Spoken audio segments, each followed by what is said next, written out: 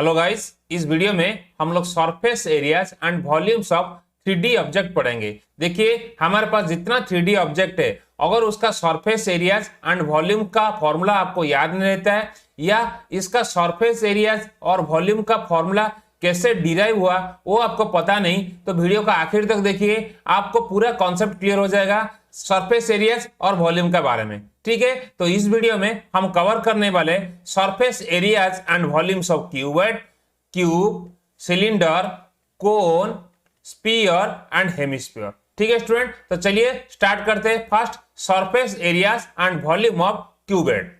तो देखिए, surface areas and volume of cuboid. अच्छा बोलिए, क्यूबॉइड कैसे बनता है? क्यूबॉइड बनता है अगर एक रेक्टेंगल का ऊपर बहुत सारे रेक्टेंगल को मैं एक साथ रख दूंगा। देखिए, एक रेक्टेंगल का ऊपर मैंने यहां पर बहुत सारे रेक्टेंगल को रख दिया तो यहां पर एक क्यूबॉइड बन गया। दैट मींस क्यूबॉइड कैसे बनता है? रेक्टेंगल का ऊपर बहुत सारे रेक्टेंगल को रखने से। दैट मींस रेक्टेंगल से क्यूबॉइड बनता है। रेक्टेंगल हमारा 2D ऑब्जेक्ट है, क्यूबॉइड हमारा 3D ऑब्जेक्ट है।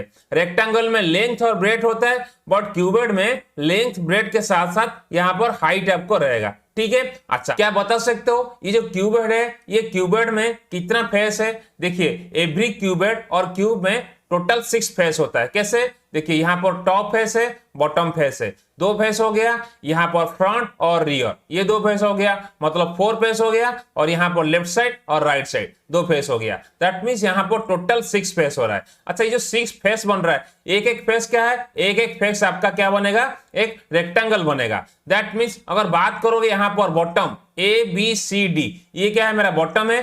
टॉप में क्या है? EFGH, ये भी रेक्टेंगल है। वास्तव में ये सारे 6 फेस मेरा क्या बनेगा? रेक्टेंगल बनेगा।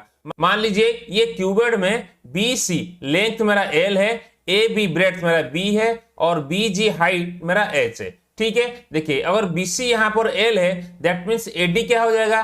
AD भी L हो जाएगा। GF क्या हो जाएगा? वो भी L हो जाएगा। HE क्या हो जाएगा? ये भी L हो जाएगा। बात को समझिए। सिमिलरली अगर AB मेरा ब्रेथ है, दैट मींस CD क्या बनेगा? वो भी ब्रेथ बनेगा। AG क्या बनेगा? ये भी ब्रेथ बनेगा। और EF क्या बनेगा? ये भी ब्रेथ बनेगा। बात समझ में आ रहा है? सिमिलर देखिए, यहां पर BG और H बनेगा, दैट मींस CF मेरा H बनेगा। और क्या H बनेगा? ED मेरा H बनेगा।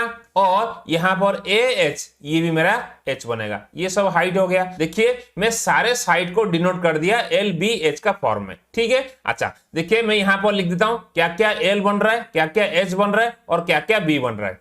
देखिए, मेरा यहां पर जो L बन रहा है उसको नोट कर लिया, जो B बन रहा है उसको नोट कर लिया और जो H बन रहा है उसको भी नोट कर लिया। ठीक है स्टूडेंट, समझ में आ रहा है? ओके, देखिए यहां पर अभी हम लोग ये क्यूबॉइड का सरफेस एरिया निकालेंगे। बोलो सर, सरफेस एरिया क्या है? जितना फेस है, सरफेस मतलब फेस का एरिया। कितना फेस है? टोटल 6 फेस है। यहां पर टोटल 6 फेस का एरिया निकालना है, तो टोटल 6 फेस का एरिया को हम लोग टोटल सरफेस एरिया बोलते हैं। क्या बोलते हैं? Total surface area. इसको हम लोग लिखते TS है, टोटल सरफेस एरिया। तो शॉर्ट में हम लोग बोलते हैं TS है, टोटल सरफेस एरिया। मतलब अगर ये टोटल 6 फेस को एरिया का ऐड कर दूंगा तो टोटल सरफेस एरिया आएगा।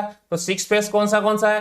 टॉप और bottom 2 face, left side right side 2 face, 4 face, और यहां पर फ्रंट और रियर 2 फेस, टोटल 6 फेस। ये टोटल 6 फेस का एरिया को हम लोग ऐड करना है। तो कौन सा एरिया आएगा? फर्स्ट टॉप में क्या है? EFGH, ये रेक्टेंगल है, उसका एरिया। तो लिखोगे area of rectangle EFGH, EFGH। ठीक है स्टूडेंट, अच्छा प्लस एरिया ऑफ बॉटम में क्या है? ABCD, तो लिखोगे area of ABCD rectangle plus, देखिए टॉप और बॉटम हो गया। अच्छा, फ्रंट में कौन सा है? BCFG, तो लिखोगे area of BCFG। Okay, plus rear में क्या है? ADEH, तो लिखोगे एरिया ऑफ ADEH।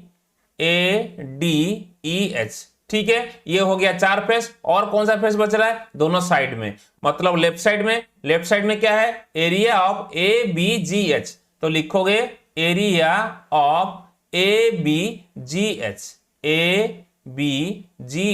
अच्छा, राइट साइड में क्या है? CDEF, तो लिखोगे एरिया ऑफ CDEF रेक्टेंगल। ठीक है स्टूडेंट, समझ में आ गया?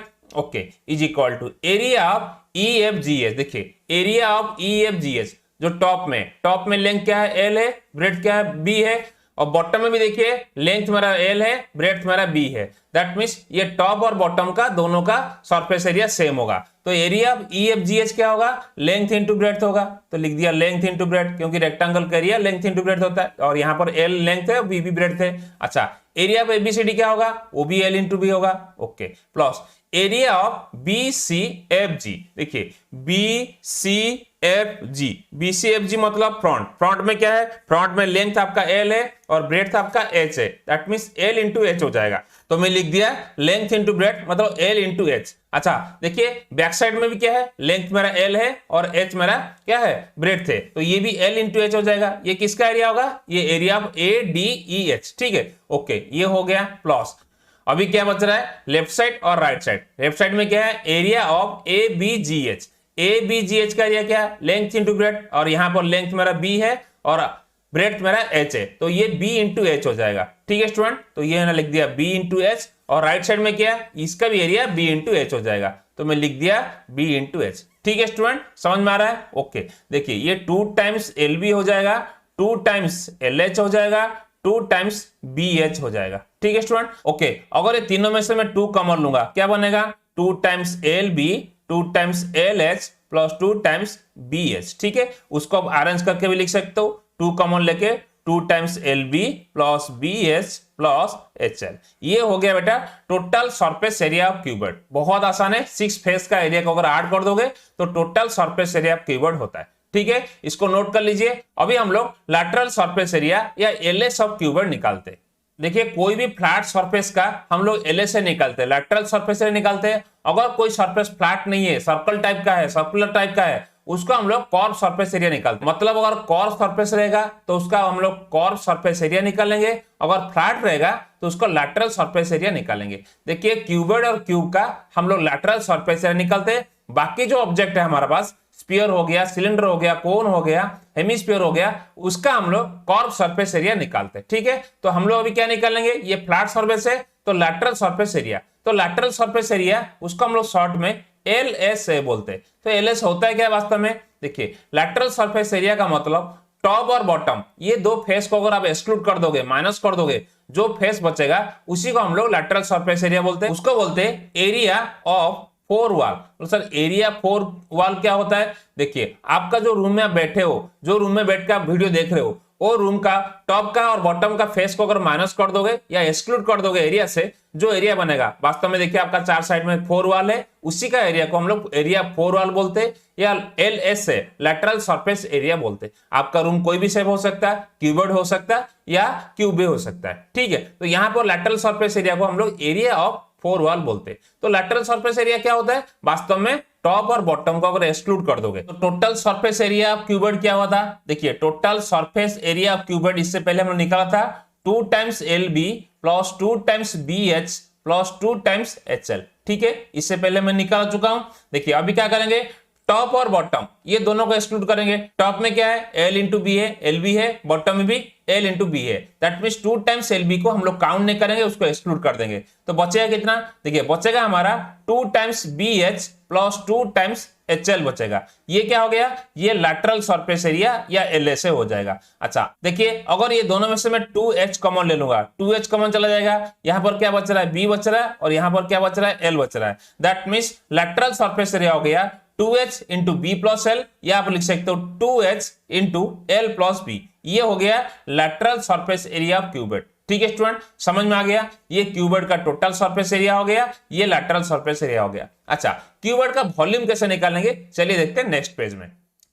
देखिए अभी हम लोग वॉल्यूम ऑफ क्यूबॉइड पढ़ेंगे, तो दिमाग में आपका क्वेश्चन आ रहा होगा सर वॉल्यूम क्या होता है। फर्स्ट समझते हैं वॉल्यूम क्या होता है। वॉल्यूम मतलब कोई भी ऑब्जेक्ट का कैपेसिटी, वो ऑब्जेक्ट का कितना कैपेसिटी, मतलब अगर मान लीजिए क्यूबॉइड का कैपेसिटी मतलब क्यूबॉइड का अंदर कितना वाटर रह सकता है, कितना मिल्क रह सकता है, कितना सैंड रह सकता है, कुछ भी रख सकते हो। ये कितना कैपेसिटी मतलब वो कितना बियर कर पाएगा, उसका वॉल्यूम वो होता है। तो देखिए वास्तव में वॉल्यूम ऑफ एनी ऑब्जेक्ट क्या होता है, उसका बेस एरिया इनटू हाइट होता है। देखिए यहां पर क्यूबॉइड में बेस में मेरा क्या है, एक रेक्टेंगल है, उसका एरिया क्या है, लेंथ इनटू ब्रेड्थ है, और हाइट क्या है, एच है। तो वॉल्यूम ऑफ एनी ऑब्जेक्ट क्या होता है, आप याद रखिए वॉल्यूम ऑफ एनी ऑब्जेक्ट होता है बेस एरिया।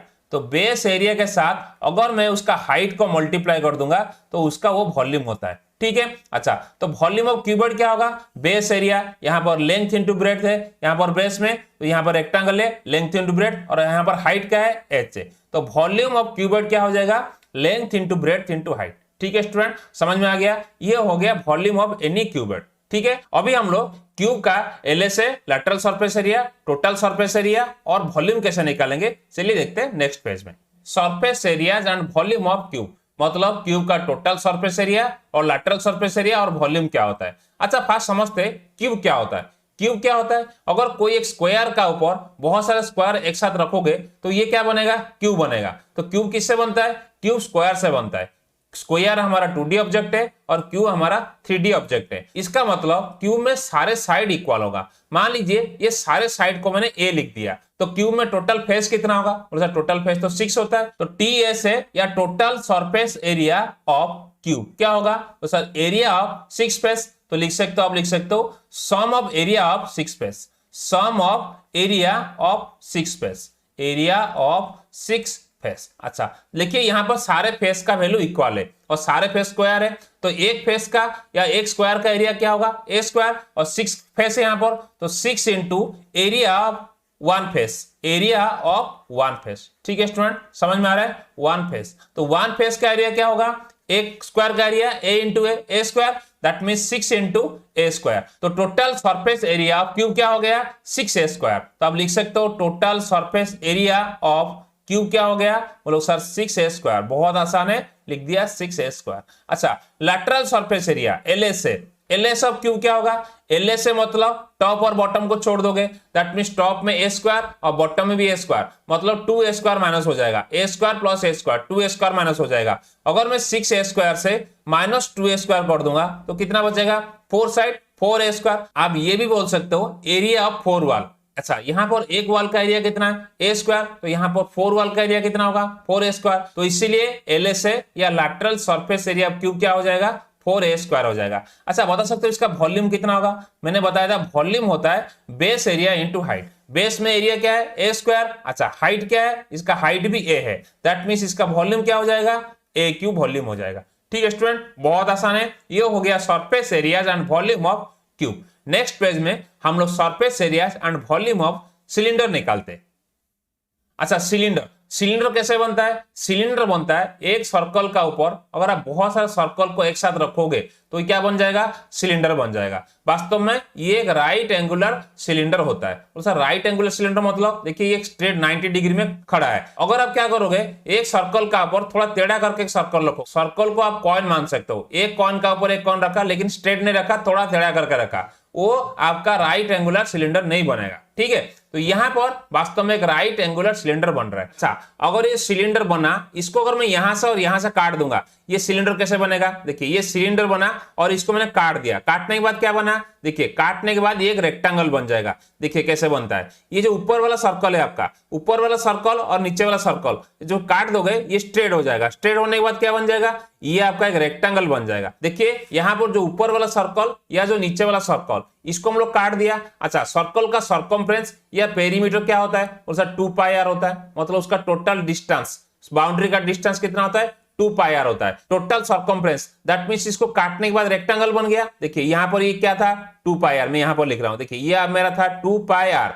अच्छा इसको मैंने काट दिया, काटने के बाद क्या बन गया, रेक्टेंगल बन गया। वास्तव में ये क्या हो जाएगा, ये आपका 2 पाई आर हो गया। और ये देखिए सिलेंडर का हाइट ये था, सिलेंडर का हाइट क्या था, ये था, दैट मींस सिलेंडर का हाइट क्या बन जाएगा, ये वाला आपका सिलेंडर का हाइट बन जाएगा। देखिए अब ये जो रेक्टेंगल का एरिया क्या होगा, लेंथ इंटू ब्रेड, बट यहां पर लेंथ क्या है 2 पाई आर और ब्रेड क्या है h, दैट मींस इसका एरिया हो जाएगा 2 pi r into H, that means curve surface area of cylinder. देखिए curve surface area of cylinder, वो सर यहाँ पर लैटरल सरफेस एरिया क्यों नहीं बोला, देखिए मैं आपको पहले बोल चुका हूं, जो फ्लैट सरफेस होता है उसी का हम लोग एलएसए लैटरल सरफेस एरिया निकालते हैं, बट जो फेस कर्व होता है उसका हम लोग कर्व सरफेस एरिया निकालते हैं। तो कर्व सरफेस एरिया क्या होगा, सेम टॉप और बॉटम को अगर हम छोड़ देंगे, तो टॉप और बॉटम को छोड़ने के बाद देखिए यहाँ पर टॉप में क्या था, एक सर्कल था, बट यहाँ पर क्या हॉलो है, अगर यहाँ पर कवर हो जाएगा तो बात अलग है, ये टोटल सरफेस एरिया हो जाएगा। बट कर्व सरफेस एरिया के जगह पे आप टॉप और बॉटम को काउंट नहीं करोगे, तो कर्व सरफेस एरिया क्या हो जाएगा, उसका चारों साइड सिलेंडर का चारों साइड, ये वाला साइड, ठीक है, टॉप और बॉटम को छोड़ने के बाद उसका क्या एरिया हो जाएगा 2 पाई आर इंटू एच, क्या ये हो जाएगा एरिया ऑफ द रेक्टेंगल। अच्छा अब एक काम करिए, आपके पास A4 साइज पेपर होगा, उसको आप क्या करिए रोल कर दीजिए। रोल करने के बाद देखिए वो एक सिलेंडर बन जाता है, ठीक है। फिर उसको अगर खोल दोगे फिर आपका A4 साइज बन जाएगा, या रेक्टेंगल बन जाएगा। देखिए यहाँ पर जो सिलेंडर का टॉप मेरा क्या था 2 पाई आर, क्योंकि सर्कमफ्रेंस ऑफ द सर्कल था, ये मेरा बन जाएगा रेक्टेंगल का लेंथ बन जाएगा, और यहाँ पर सिलेंडर का जो हाइट था रेक्टेंगल का वो ब्रेड्थ बन जाएगा। तो यहाँ पर एरिया क्या हो जाएगा length into breadth, that means length मेरा 2 पाई आर और ब्रेड्थ क्या है एच है। तो curve surface area of cylinder क्या हो जाएगा 2 pi r into H, length into breadth rectangle का, ये समझ में आ गया, ठीक है। तो curve surface area of cylinder हो गया 2 पाई आर इंटू एच। अच्छा टोटल सरफेस एरिया क्या होगा, टोटल सरफेस एरिया होगा मतलब कर्व सरफेस एरिया लिखा curve surface area plus top and bottom area, ठीक है। आप ऐसे भी लिख सकते हो टॉप एंड बॉटम एरिया, ठीक है। तो curve surface area of cylinder क्या हो गया 2 पाई आर इंटू एच हो गया।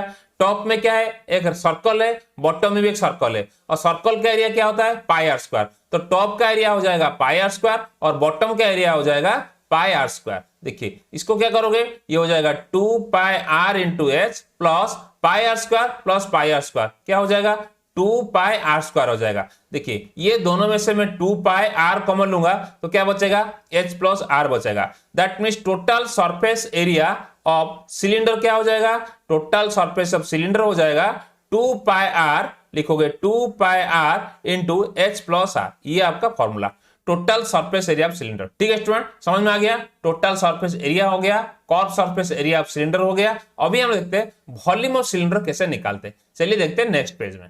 तो वॉल्यूम ऑफ सिलेंडर क्या हो जाएगा, लिखोगे sir base area into height, ठीक है। तो लिख दिया आपने बेस एरिया इंटू हाइट। वास्तव में यहां पर बेस में क्या है सर्कल है, तो सर्कल का एरिया क्या होगा पाई आर स्क्वायर और हाइट क्या है एच है। That means volume of cylinder हो गया पाई आर स्क्वायर इंटू एच। तो लिख दिया फाइनली मैंने वॉल्यूम ऑफ सिलेंडर क्या हो गया स्टूडेंट, बहुत आसान है, पाई आर स्क्वायर इंटू एच, ये हो गया वॉल्यूम ऑफ सिलेंडर। ठीक है स्टूडेंट इसको नोट कर लीजिए। अभी हम लोग कोन का total surface area, curve surface area और वॉल्यूम निकालते हैं नेक्स्ट पेज में। देखिए कोन, कोन क्या होता है, देखिए अगर एक सर्कल का ऊपर एक सर्कल रखूंगा लेकिन जो सेकंड वाला सर्कल होगा उसका रेडियस थोड़ा कम होगा, फिर उसका ऊपर एक सर्कल रखूंगा थर्ड वाला सर्कल उसका रेडियस थोड़ा कम होगा, मतलब थोड़ा थोड़ा अगर रेडियस कम करके एक सर्कल का ऊपर एक सर्कल रखोगे वो आपका कोन बनता है। वास्तव में आपका बर्थडे में जाते होंगे, बर्थडे में जो कैप होता है वो आपका कोन शेप का होता है। ठीक है तो कोन का नीचे क्या रहता है एक सर्कल रहता है। मान लीजिए ये सर्कल का जो रेडियस है मान लीजिए यहां से लेके यहां तक ये आर है, ठीक है। तो ये कोन का जो हाइट है मान लीजिए ये वाला हाइट है एच है, ठीक है। कोन का ये वाला साइड हमारा स्लांट हाइट होता है एल होता है, उसको हम लोग स्लांट हाइट को एल से रिप्रेजेंट करते हैं। तो कोन का रेडियस मान लीजिए आर है और उसका हाइट मान लीजिए एच है और ये आपका स्लांट हाइट हो गया। ठीक है अच्छा स्लांट हाइट मतलब स्लांटिंग वाला, जो स्ट्रेट हाइट होता है वो तो परपेंडिकुलर हाइट होता है, बट स्लांट हाइट मतलब परपेंडिकुलर हाइट जो नहीं है उसी को हम लोग स्लांट हाइट बोलते हैं। तो ये मेरा यहाँ पर स्लांट हाइट हो गया। तो ठीक है ये कोन का हम लोग कर्व सरफेस एरिया और टोटल सरफेस एरिया निकालेंगे। तो कैसे निकालेंगे, अच्छा अगर ये कोन को मैं प्रेस कर दूंगा, आपका बर्थडे वाला जो कैप है उसको याद करिए, अगर वो कैप को प्रेस करोगे तो क्या बन जाएगा एक ट्रायंगल बन जाएगा। अच्छा अभी देखिए इसका कर्व सरफेस एरिया निकालने के लिए क्या करोगे, ये ट्रायंगल को आप क्या करिए डिफरेंट पार्ट में काट दीजिए। वास्तव में मैंने कितना पार्ट काट दिया 1 2 3 4 पार्ट में काट दिया। एक पार्ट ऐसा हो गया, ये वाला छोटा वाला piece part number 1, part number 2 ऐसा हो गया, पार्ट नंबर 3 हो गया और ये पार्ट नंबर 4 हो गया। मैंने क्या किया, ये जो कोन था आपको कोन को मैंने प्रेस करके एक ट्रायंगल बना दिया और ये ट्रायंगल को इक्वल पार्ट में काट दिया, 4 इक्वल पार्ट में काट दिया। अच्छा ये जो छोटा छोटा पीस मेरा है मान लीजिए ये मेरा 1 पीस था, 2 पीस था, 3 पीस था, 4 पीस था, मैं इसका भी नाम करता हूं 1 2 3 4। ठीक है स्टूडेंट अच्छा ये चारों पीस को मैं भी अरेंज करके लगाऊंगा। कैसे लगाऊंगा ध्यान दीजिए, मैं चारों पीस के मैं से ऐसे अरेंज किया, ये आपका पीस नंबर 1 हो गया। अच्छा पीस नंबर 2 को आप उल्टा लगाओगे, ऐसा लगाओगे, उल्टा करके लगाओगे। ठीक है तो ये पीस नंबर 2 हो गया। पीस नंबर 3 को आप ऐसे लगाओगे, उल्टा लगाओगे, पीस नंबर 3 हो गया।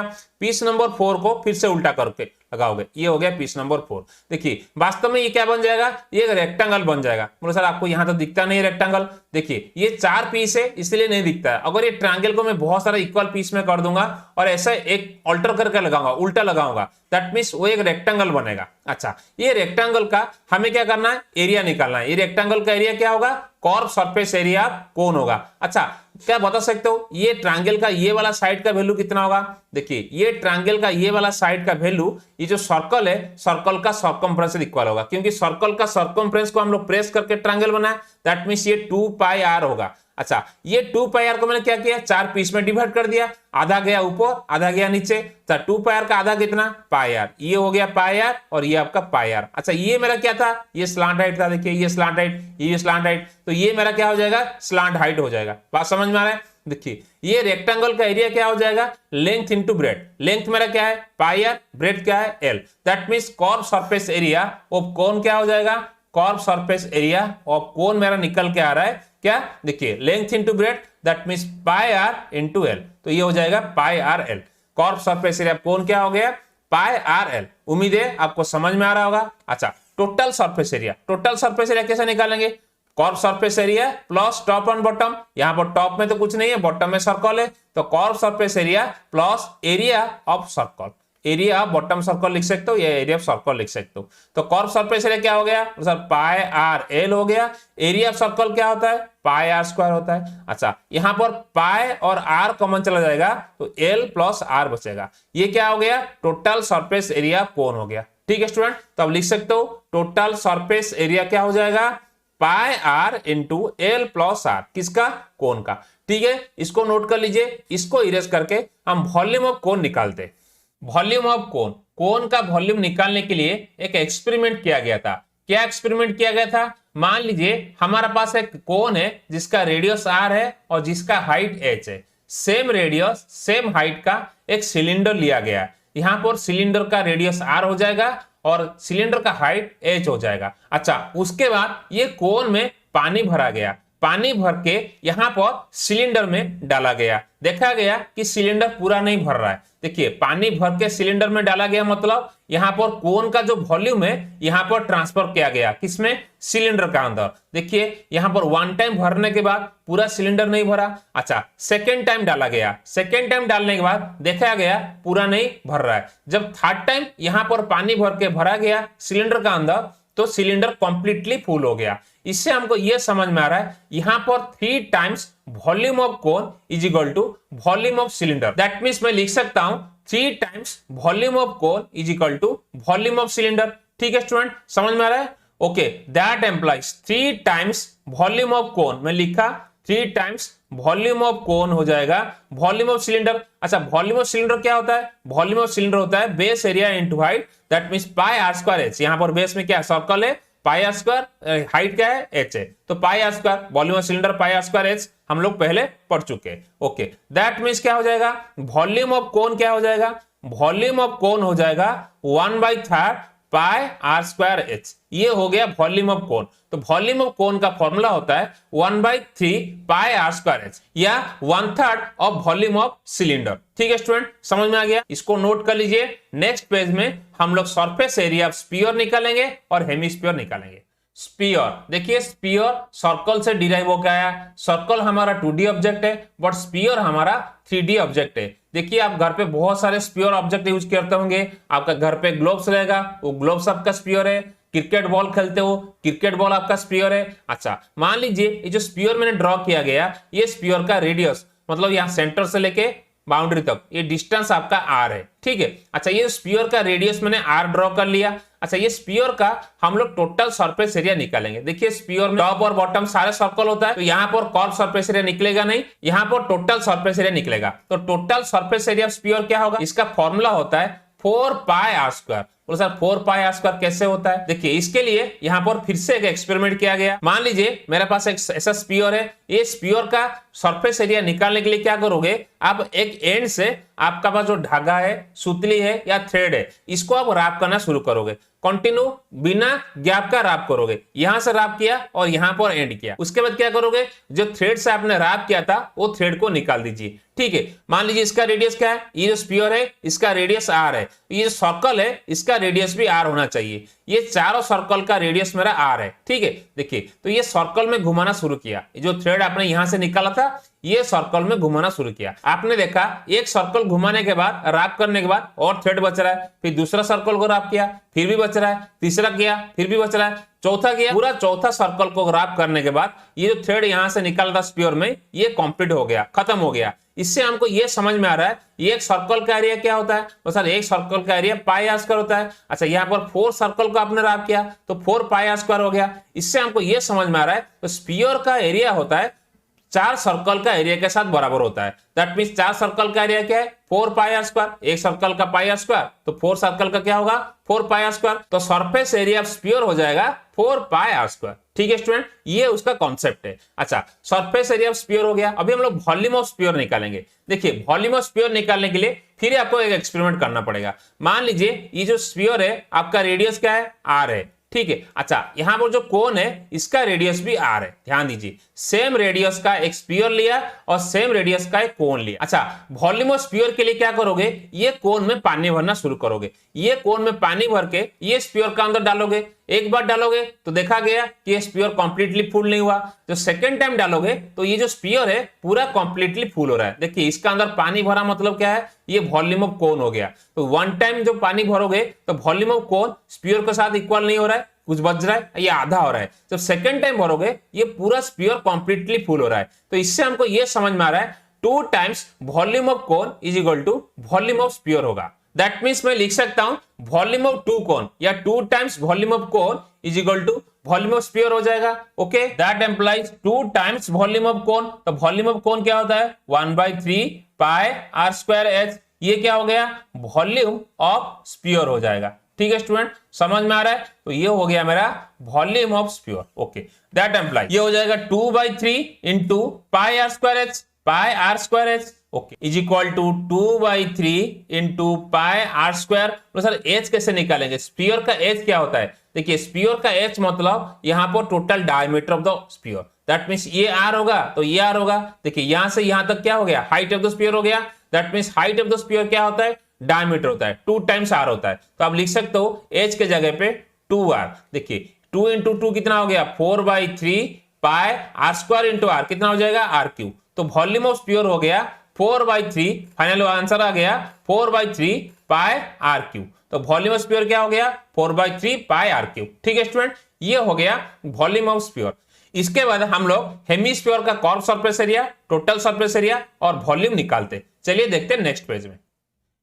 हेमीस्फीयर, हेमीस्फीयर क्या होता है? हेमीस्फीयर एक स्फीयर को अगर 2 पार्ट में डिवाइड कर दोगे, देखिए यहां पर एक स्फीयर था, इसको मैंने इक्वली 2 पार्ट में डिवाइड कर दिया। ऊपर एक पार्ट कर दिया डिवाइड और नीचे एक पार्ट डिवाइड कर दिया। देखिए वास्तव में एक स्फीयर को अगर मैं 2 पार्ट में इक्वली डिवाइड करूंगा तो ऊपर वाला एक हेमीस्फीयर बनेगा और नीचे वाला भी एक हेमीस्फीयर बनेगा। अच्छा, हेमीस्फीयर का हम लोग कर्व सरफेस एरिया निकालेंगे। तो curve surface area of hemisphere क्या होगा?